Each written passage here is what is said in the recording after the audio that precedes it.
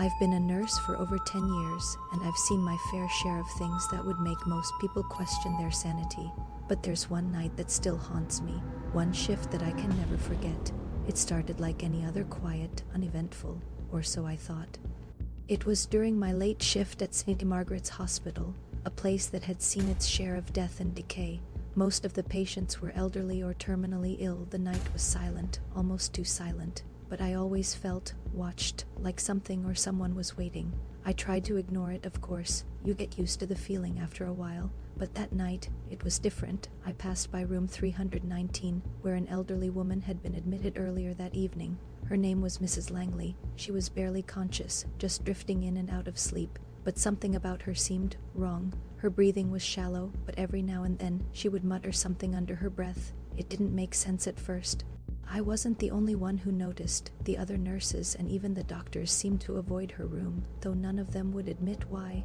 It was just a feeling, but I should have trusted my instincts. That night, when I went to check on her, I found her wide awake. Her eyes were open, but they didn't look right. Not human. They were hollow, like she wasn't really there. She looked at me, but it wasn't her looking at me. It felt like something else was inside her. Her lips barely moved, but I could hear her whisper, "They're here. They've come for me." I couldn't make sense of it. Mrs. Langley had been in and out of consciousness all night. I thought it was just delirium. But the next few hours, things started to happen. It wasn't just her room that felt off. Everywhere in the hospital felt wrong.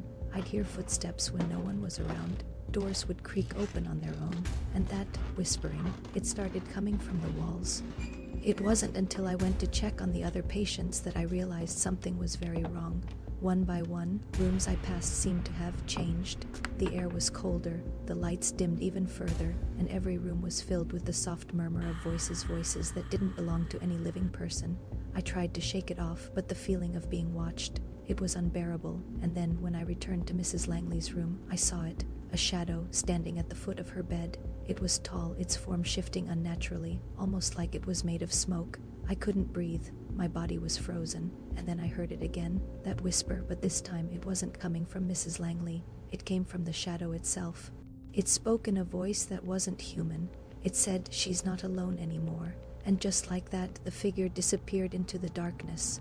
Mrs. Langley was gone by the time I turned back, but the bed was still warm, and the whispering, it never stopped. That night, I realized something. Some places, they don't just hold the dead, they hold what comes after, the thing that lingers in the shadows. And no matter how much I try to forget, I can still hear it, the whispers, and I know they're waiting for me, for anyone who dares to enter the halls of that cursed hospital. And sometimes, the dead don't stay dead.